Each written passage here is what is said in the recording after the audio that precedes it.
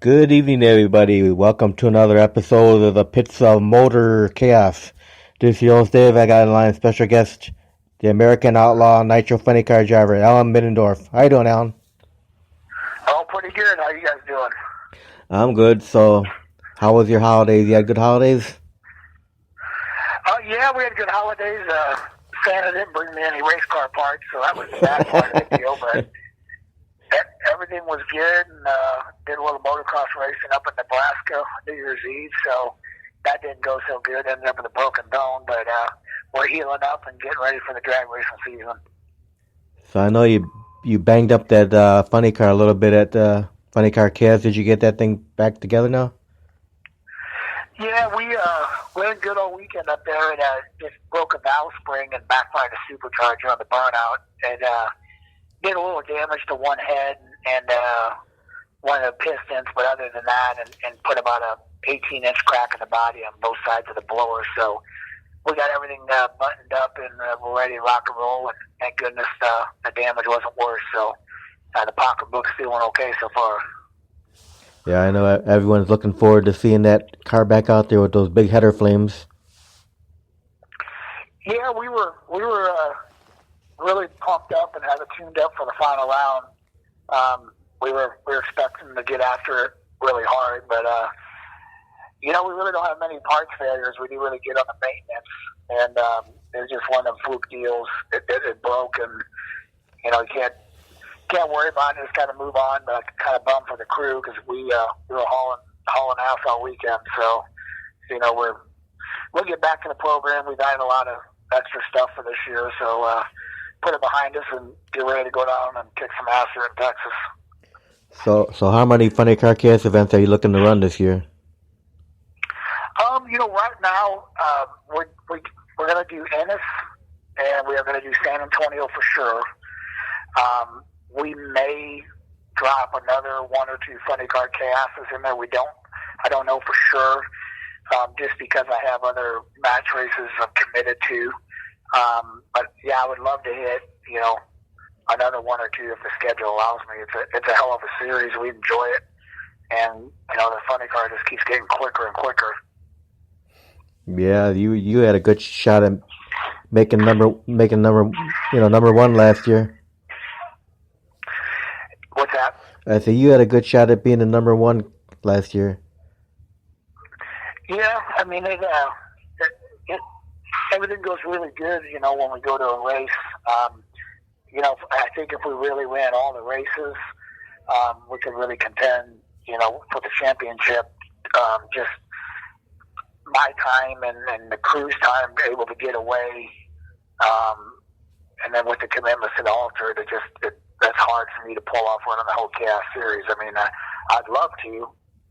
The races over there are awesome, and Chris and Tara that put it on do a hell of a job. So we definitely enjoy and look forward to going when we can get away to go. I'm San Antonio, first time I've ever been there. Awesome people, awesome facility, and they did a hell of a job on the track prep to run a 338, and I clipped it a little early, so that's just a statement to San Antonio racetrack. Yeah, maybe you can dethrone Kenny Singleton. Yeah, I mean he runs them all, so it'd be hard. It'd be hard for me to do it.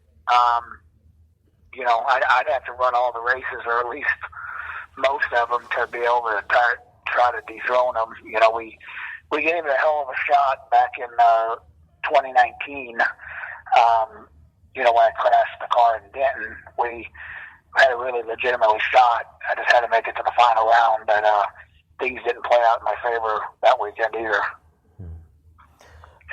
All right, so now besides the Funny Car Chaos events, where are you doing match races at this year? Well, Denver, we're slated to go to Denver, but I think they're still waiting to finalize a few things with I think the state or the county with the whole COVID thing. So that's kind of on the books, not a definite. We are going to run in Martin, Michigan twice, for sure with the altered, and then the second one up there, he doesn't know if he wants me to bring the altered, the funny car. And then we are going to run the few Ultra Nationals in Eddyville.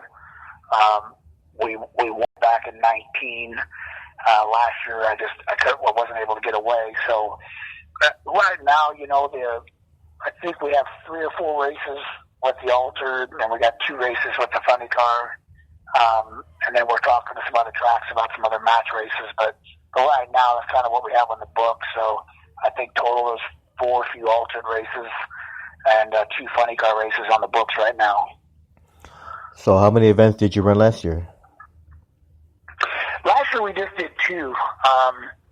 Kind of a weird year. I mean, we had a trailer full of parts. We were ready to go. I started another company early in the year, and it took off. And me getting away was very, very hard. I have a lot of commitments here at home with different companies we own, so I just wasn't able to get away. So we ran a few Ultra Nationals. I'm sorry, I apologize. A few Altered Pro Mod race in Ferris, Texas in June, and then I ran San Antonio. So it was kind of a bummer to leave the thing sit in the shop all year and run 2 races, but the pocketbook wasn't hit as hard. So that was the benefit of it, but I was kind of bummed out we couldn't run more. I was following all the races out there and how everybody was doing, and I love going out and mixing it up with all the people we race with, and I got certain guys I really root for, so I was kind of pulling for them. But this year I think we're going to make a strong run and do a lot of races, so we're looking forward to it. All right, now let me rewind the clock with you, Allan, and ask you, how did you get into drag racing? Well, it's kind of funny. I have done motocross and arena cross and supercross off and on from when I was younger to my early 20s, and then I got hurt pretty bad, so I kind of stepped away from the whole motocross scene, and then actually came back for another year after I healed up, and then was just kind of bumming around. My family's in the classic cars, and we went to a drag race car show type deal in St. Louis, and was just kind of hanging out and watched the car went on the drag strip. And I thought, man, that's pretty cool. So I went up and checked it out, and then I met a gentleman, and he took me up to the suite. I guess it was a few months later when Gateway had their NHRA event, and I heard a car start up and roll onto the tower, and it was a Nitro Funny Car, and it did the burnout, rattle in the place, and backed up, and when he stood on the throttle, like shook the building, and it just was hauling ass. And honestly, after that, I was hooked. Like, I was like, I got to figure out a way to do this. I don't know how. I've never drove anything like that in my life, but I want to drive a race car.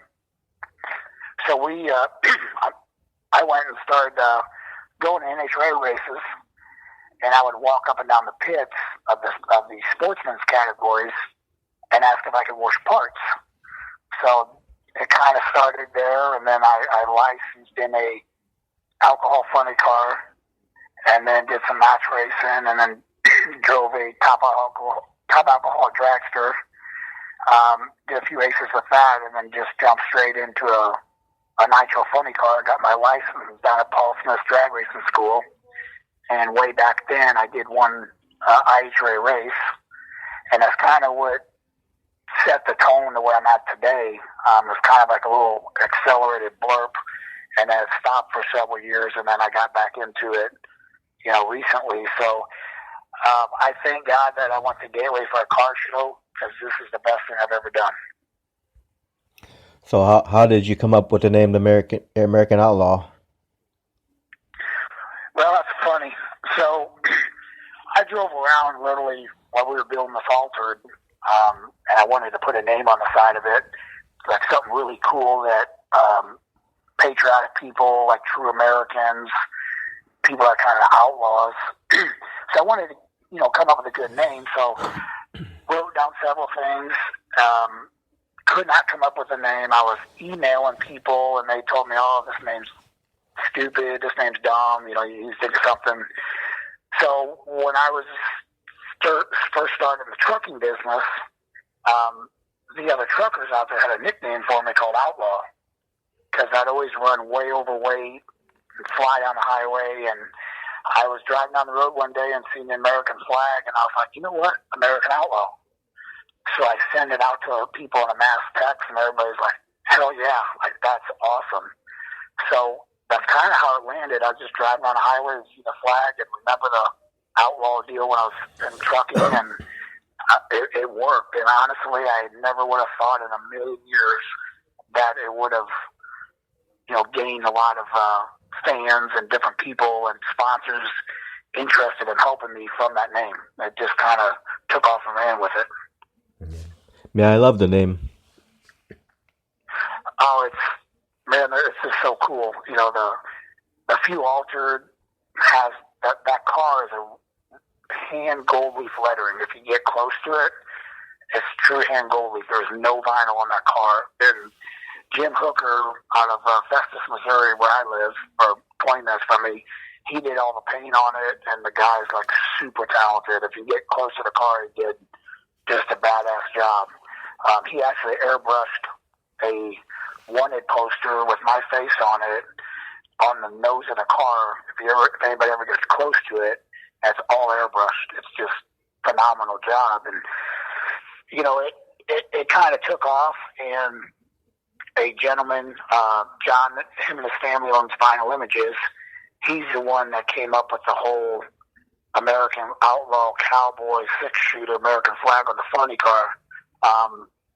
He did a fantastic job, and we kind of went into the merchandise side of the business, and the people I deal with at R&R Enterprises came up with all the designs for all the different products, and it's just kind of a perfect storm, the name, the altar, the funny car, the merchandise, and it just really went very, very well.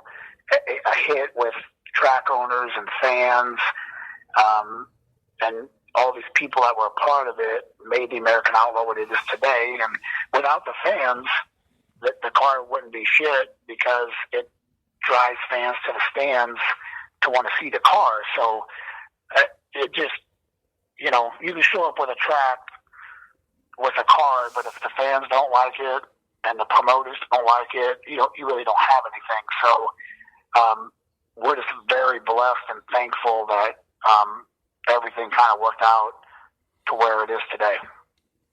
Yeah, the name is awesome, though.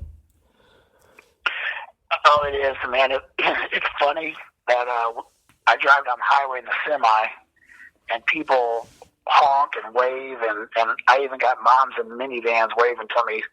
So I always joke with my girlfriend. I'm like, I think they're waving because I'm cute, but maybe it's just the name on the rig. So it's really cool when you get other truckers pull up to you and give you the thumbs up, and Harley guys flying by you and putting their fist in the air. So, it's just a cool deal. And like I said, I couldn't do it without everybody. It's a team effort with my crew, and it's a team effort, with the fans and the promoters and everybody helping me. Otherwise, I wouldn't be where I'm at. Yeah, proud to be American, man. It is, I get people that walk up that are, serve our country, to the true country cowboy, to the person that just loves our country, the United States. And I'm proud to have, American on the car, and the flag, I love it. We're displaying how awesome this country is, and I love wearing the flag on the car. It gets a lot of comments. But, I'm excited to be American, and I think, everybody that comes to the track can relate to it. Yep. So Allan, how was your first time experience going down a track in a Nitro funny car? Well, after I hit the throttle and about kind of crap my pants, and then I lifted, when I got almost to the finish line, and I was like, what the hell just happened? Because it went by so fast. Like I knew what was going on, but you hit the throttle and things shaking, and you're like looking down track, and it's like, shit, everything went by. Like, where am I at? So, man, what an experience. The first time I started it, and the whole thing's shaking, and the body's shaking in the air, and you're shaking, and they're making their adjustments, and the nitro's coming in the cockpit, and you're like, man, what am I about ready to do here? You kind of give yourself a reality check, like, all right, just calm down, take a breath, and don't do anything stupid, and just focus what's going on. And man, when I hit the throttle, everything was a blur for quite a while. I ain't gonna lie. Anybody that says they get in one for the first time and they're calm and they can see everything out of the corner of their eyes, I mean, maybe. But man, I tell you what, it was a rocket ship.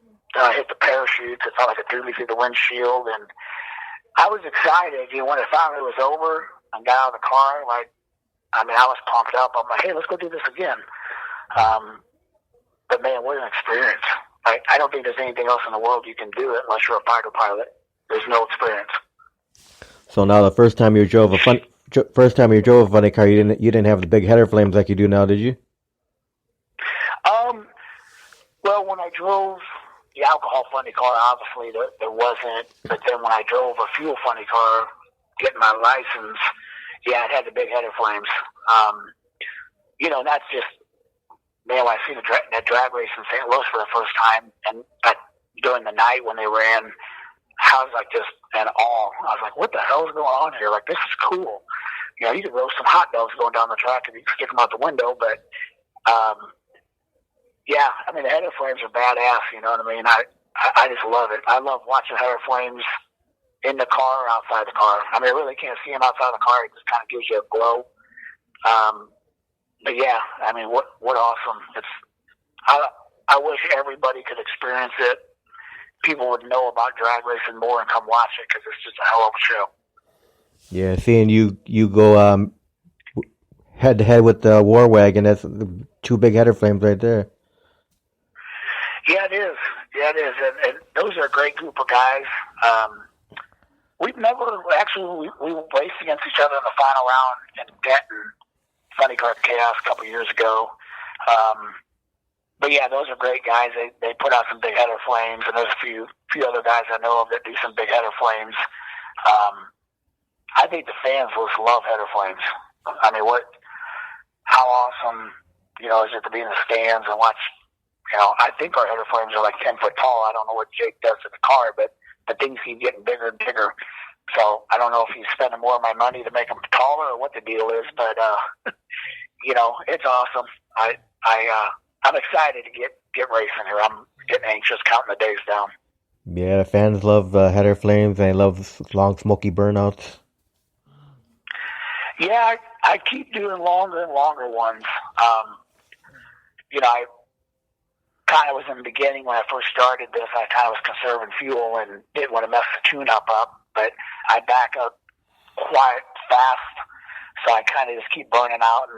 And, I love doing the burnout and kind of looking out of the corner of my eyes. And, once I let off the throttle, I love to let it roll out there a couple 100 feet, to where people can see the car and just kind of enjoy the ride, let the car roll out, put it in reverse, and just have fun.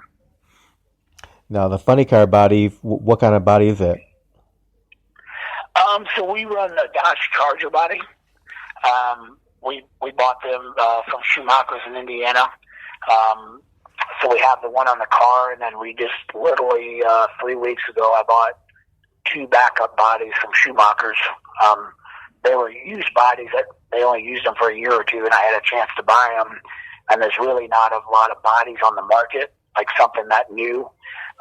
And we've done business with them quite a few times, and they made me a hell of a deal. And I said, let's just buy 2 more bodies, and we have them in the shop because they're quite expensive. So we saved some money and bought them. And, I was never a Mopar fan. I'm a Chevy GMC type guy. But when I bought the first one, it had kind of a good look. The bodies I have now, we just bought are 5 years newer than mine, so they look really sharp. So I guess now I'm a Mopar guy. I got a deal on one body, and then that's kind of what we started with and what I keep buying. But they're a good looking car. I mean, I like them. What kind of body is the altered? It's just a 1948 Fiat. We bought it from a gentleman that had a mold up in the Northeast. We actually modified the car, so we extended the body past the hood and then did some other modifications to it. So it's not like the typical body that they would sell to people. We modified it. It looks a lot cooler. We changed the nose on it, made it longer. It comes back over the tanks. And we actually made those front wings. So those are all handmade front wings, dual elements, and we can actually adjust them. So that was all handmade. There's a lot of custom fab work done on it. You know, Jake did a lot of things to that altered body to make it cool and look sharp, and added a bunch of stuff. So, you know, it's a badass looking car. You know, if anybody ever gets a chance to come see the hard work that went into it, the detail, I mean, it's pretty badass. Now, how many gallons is the fuel pump? Like 34? No. We can't change it, and I can't disclose all the secrets, but it is a very large fuel pump. It's pretty damn close. I mean, it's a 104-gallon fuel pump. So, I mean, it's probably no secret, but we're on up to 104 gallon. Wow. We started out with 2 small ones and started changing it every year, and we just got to a point with the combination we were really starving for fuel at the finish line. So we actually, I actually picked that 105-gallon pump up on my way to San Antonio. I stopped in Oklahoma, met a guy at a truck stop. We picked it up, and Jake and the guys and the ladies threw it on the car, and then boom, it went out 138. Wow. So with no data, nothing, they put it on at 138. So that shows you how awesome this crew is. They are just phenomenal. To do that is just unreal. No data. I mean, just come out there swinging. So what's the fastest ET you've had with the funny car body on that car? So in this car is a 338, and we went 234 mile an hour in it. There's more in it. We're gonna throw everything we got at it when we go down to Texas for the Chaos race, but there's a lot more in it, and Jake and the crew and everybody, they're kind of putting their minds together, and we're making some more changes in a few different departments on the car, and we're gonna go out. We're gonna give her hell. I mean, as long as I don't blow up all my stuff, I mean, we're ready to go down and put on a show. But yeah, I mean, a 38 ET and 234 mile per hour TVAs is the fastest that car's ever been. I have not taken the car any further than the 8th, but we're going to do some testing with it probably in Indianapolis, maybe May or June. Now, what do you enjoy most about being a drag racer, Allan? What's that? I'm sorry. I said, what do you enjoy most about being a drag racer? Man, I tell you what, everything. You know, I mean, it doesn't get any better being a drag racer. I mean, everybody that drag races, junior dragsters to Top Fuel to every class, you know, across the country, you know, anybody can tell you it's a hell of a lot of fun. And you make a lot of friends. You know, I just enjoy it. Like, I drive the semi to the track. I enjoy cruising down the road. You know, I like traveling. Just the working on the car, excuse me, working on it, driving it, is a blast. And, you know, being an owner driver, starting out a couple years ago as an owner driver, was a hell of an experience because I've never owned a race team. You know, I guess backing up, I talk too much sometimes in a circle, but we'll get back to the point here. You know, it's all a blast.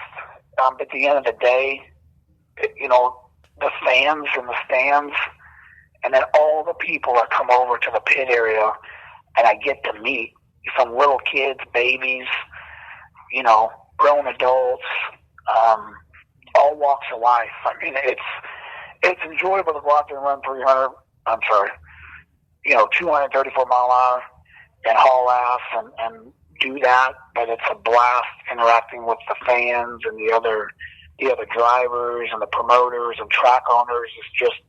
It's a huge family out there. You almost got to experience all those facets of it to really understand it.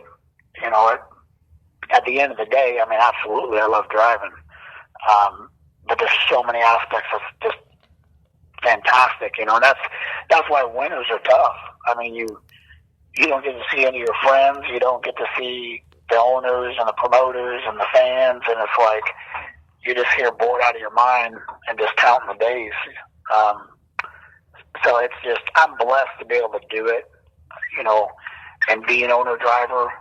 My goal, when I seen my first drag race, after I walked around and seen the big transporters, and was, hey, one day I really want to be an owner driver at a good level and have good equipment and great people, and I'm fortunate to be able to do that, from the people that sponsor me to the people that work for my companies here at home, because without all those people involved, it would never happen. It'd be a pipe dream. Now, when you get the fans in the pits like adults and kids, do you let them sit in the car? Oh, absolutely. I mean, when we're, we don't want to really get anybody in there while we're working. I don't want anybody to get hurt. But at the end of the night, when we're done and the engine, everything's cooled off, I don't care if I'm there till 3 o'clock in the morning. I'll put every lady, guy, kid, baby, dog in the seat. I don't care. That's what I'm there to do, is to give those guys a hell of an experience and a good time. And yeah, I'll put anybody in the car. And I mean, I enjoy it, and I give people tours of the inside of the race hauler, and if we have free parts laying around, I give them away. And I mean, I'll stay there till 4 o'clock in the morning. I talk more than the Energizer Bunny, so I'll hang out all night, as long as I get a little sleep before the next race day. Now, is there anything that you hate about being a drag racer, Allan? Absolutely. Writing the checks.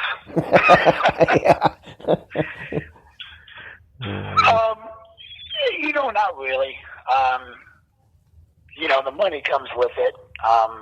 We like I said, we have some great people that help us, and obviously I fund a big portion of it personally. That's kind of the worst part of the deal. When you write the check, it's like, shit. And I could be sitting out on the Lake of the Ozarks in a boat, having some cold ones and chilling, but I wouldn't change it for the world. The only other thing I would say about being a drag racer is, when I make a mistake, I really am hard on myself because of the guys and ladies that work on the car. I mean, that's the worst part about being a drag racer, is when you feel like you let the team down because they work their ass off all weekend. That is probably the worst part.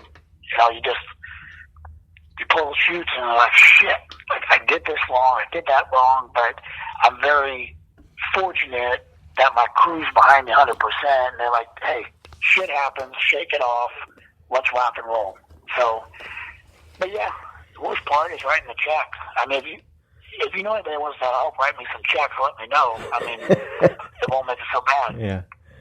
Now, if you could have your fans remember one thing about you, Allan, what would you want that one thing to be that they remember about you? That I'm as real as they come. That, we may have a top-notch operation, and we, spend money to look at it, to make it nice and run good. But man, I'm just a guy, and I barely finished high school. I was kind of a trouble kid in school, believe it or not. That kind of plays into the whole outlaw thing, I guess. But, I just a down-earth guy. Barely finished school, grew up, didn't know what I wanted to do. Still don't know what I want to do in life, but just a real guy. I mean, there's nothing special about me. I'm just an average guy, and anybody that comes talks to me, they can realize that. and I don't try to put on a big show. Just down to earth country boy, and come talk to me because I'll talk to everybody. So we are just that down to earth guy, but there's a lot of competitiveness in me. When I roll up there, it's like do or die. We're swinging for the fence.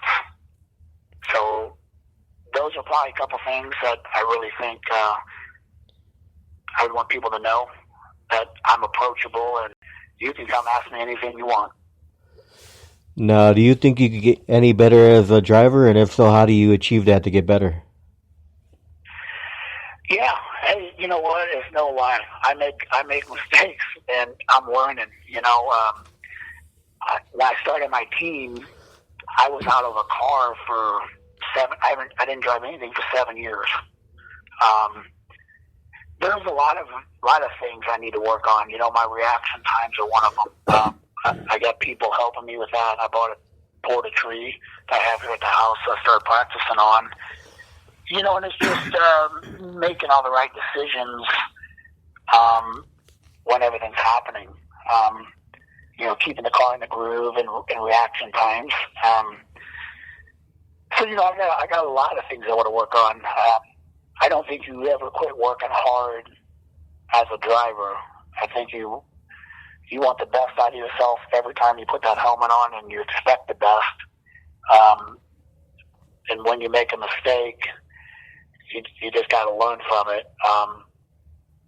And I've made some mistakes. I mean, there's no bones about it.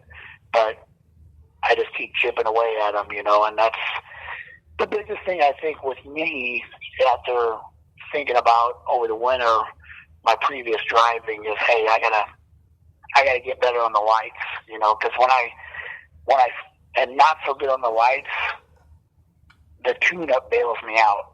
So I'm fortunate that I kind of have that behind me, but the action times are getting better. The whole staging procedure is really smooth. It's just, cutting the lights, and it's easy to get distracted sometimes, and especially if there's a good-looking girl that walks by the wall when you're getting ready to stage a car. I'm just kidding. That never happened. My girlfriend may kill me if she hears that, but... All right, so Allan, what's been one of your greatest memories of Funny Car Chaos so far? Man, that's a hard one. There's so many of them. Ripping off the 338 in San Antonio was badass. I could hear the fans just roaring in a video I watched. I'd have to say one of the best ones is we had skipped a lot of races in 19 in the chaos. I probably skipped 3 or 4 races, and I had to go into Martin, Michigan, and break my own speed ET record, qualify number 1, and make it to the final round to still be in the hunt at the last race of the year in Texas. And we rolled in there on a mission and got the number 1 qualifier out of the way, reset the speed ET record to gain those extra bonus points, and then in eliminations, I think we broke our own speed ET record twice for both of them. And then we won the race. And man, I tell you what, you want to talk about a Cinderella weekend and kind of shaking, you're so excited. That was probably one of my number 1 memories, because you dream of something like that. Hey, let's go qualify number 1. Let's break a record multiple times. Let's win the race. I mean, shit, I drank a lot of vodka that night because I was so damn pumped up. I didn't know what was going on, but yeah, that was probably the best one. And without the crew behind me, I mean, people say the crew behind you, that crew's in front of me. I know a lot of people say the crew's behind me, but those men and women are in front of me making shit happen, making that car go. I mean, they're ahead of me. They're in front of me. They're making it happen and thinking ahead to make the car go quick. So without them, that never would have happened. I would have never had that Funny Car Chaos moment in Michigan. Now, Allan, do you have any drag racers that were big influences on you? Yeah, I mean, I know everybody's either you love John Force, you hate John Force. You know what I mean? Everybody's got their pick, but you know, he was one of the first guys that I've seen, and you know, as I kind of followed drag racing, I knew he was you know, grew up in a trucking family in the country, and I grew up from a construction family in a little small town in Illinois. So you can kind of relate to him. You know, the guy had nothing. He made it. I mean, you can't pick no bones about it. The guy made he's a legend, and he did it from drag racing.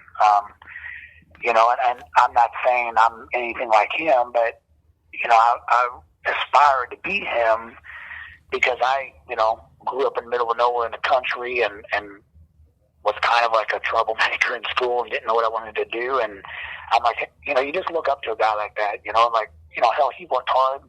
He didn't have any big money parents behind him or anything, you know, and no disrespect to that, you know, having people with money behind you, but it was the guy did it. Yep. You know, and that's what I love about him. And there's other people I like, you know, there's other drivers out there that are smooth as ice, you know, like Steve Torrance. I mean, the guy can have his back against the wall and they rip one off. You know, the guys like him and you know, Beckman and all these other guys. I mean, they're just smooth as ice. But Force is my man. All right. So now, who are all your crew members that keep this car going good? What's that? I'm sorry. I said, who are all your crew members that keep this car running good? There's a lot of good guys here. So, you know, Tom McDonald, he's out of Chicago. He's kind of our clutch specialist and kind of looks at the tune-up of Jake.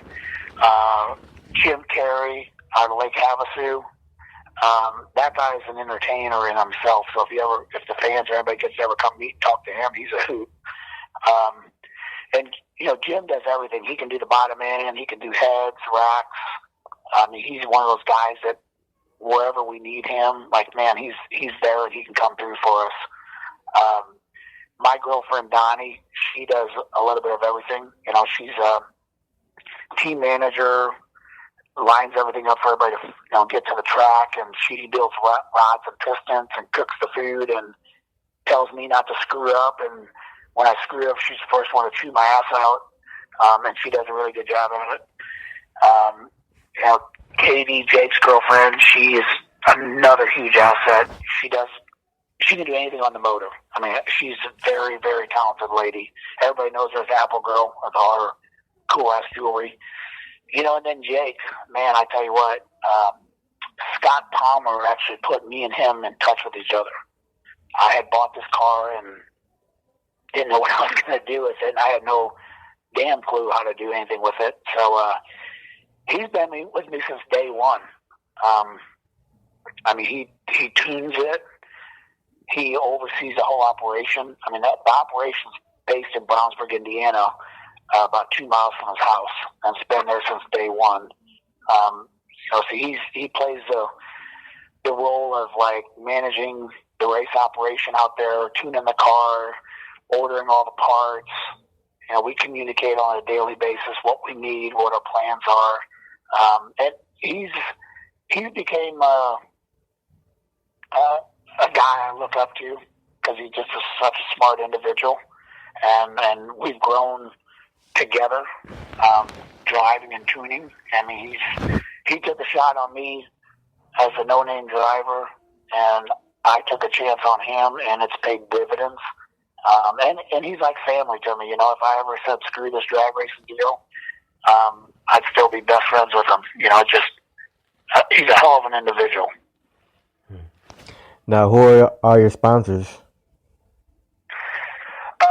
So Vinyl Images out of Fenton, Missouri is a national company that does vinyl wraps. They sponsor me and wrap the trucks, trailers, and the cars. Truck insurance specialist out of Bloomington, Illinois. They insure everything we own and take care of all that. So they won't insure if the car on the track, which sucks, but they'll insure everything else when it's going up and down the highway and sitting in the pit area. Another key partner is Torco Oils. we start buying product, and Jake had that connection, and the relationship grew. And now we get some really great product support from them. So we're very fortunate, and that oil keeps our engine looking brand new every run.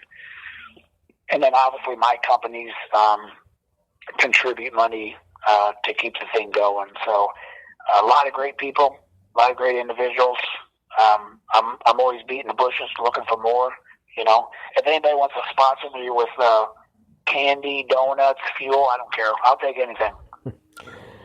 Now, when you get out there in the staging lanes, Allan, do you have any pre-race rituals or superstitions? Yeah. So I got rituals from the time I go in the driver's lounge to get dressed. So I have to put on my right sock, and then I wear obviously all the Nomex underwear. So I have to put the right sock on, the right Nomex, the right pant leg, everything, the right glove, the right shoulder. That's a ritual. That's some of the key things I do. And if I mess up, or if I don't think I did my right side first, I did my left, I will get completely undressed. Wow. Like, yeah, now don't worry, I'm not going to get dressed in the staging lanes because I'll probably make the fans fly down the highway. But, yeah, I've done it. There's no kidding. I've got completely dressed in the lounge and was like, shit, did I put everything on my right side? And I'll rip everything off, and everybody's like, hey, the car is leaving without you. But, yeah, I mean, all those rituals of putting everything on the right side first, getting suited up, I say a prayer. Once Tom gets me all suited up, I say a prayer on the car, and I like to walk around the back and tap the chutes, and then I tap on the old girl and tell her, don't let me down, I won't let you down, and I climb in and get ready to rock and roll. So now, what are some of your favorite tracks to run on? Man, I tell you what, the ones we go to, I love them all. If you want me to narrow it down to one? No, you can name a few if you want. Okay. Martin, Michigan. I mean, the place is just beautiful. But from the minute you turn in the gates, I mean, that place they take top-notch care, and that racing surface is bitching. They do a hell of a job. So, Martin's on there. I've never been to Ennis yet. I would tell you the best place I run a few alts in was Denver, Colorado. I've never been to Denver, and driving there is just beautiful country, but that drag strip is badass. You're sitting up there on the mountain, overlooking everything, and I like how the shutdown area goes uphill. That's kind of cool. It makes you think you're on a damn roller coaster. You're going to hit a ramp and take off in the air, but that track's just awesome. And nobody's ever been. You got to experience the bleachers inside the mountain, and you roll downhill under the tower. So it's awesome. And Sporty and his family that run it do an awesome job. And I felt it was a privilege for them to invite me out to match race in the cars. So those are the two ones. We'll see what Ennis brings. I'm kind of excited about that place. I heard a lot of good things. So how much preparation goes into getting that car ready for a weekend of racing? I have people at the shop. We pretty much shut things down out there for a while. Usually we try to walk away from things, for a couple months. We're not a big pro team, so we don't have to be there all winter long. So we kind of take a breather. And there's a lot of preparation. I got Jake there now and another part-time guy working, getting things ready. And we run the car so hard. We're constantly buying more inventory, and we're building more rocks and pistons and building more engines and changing things. It's a lot of work for what we do. We put a lot of time and effort into it because we always want to go quicker and quicker. So we're constantly just changing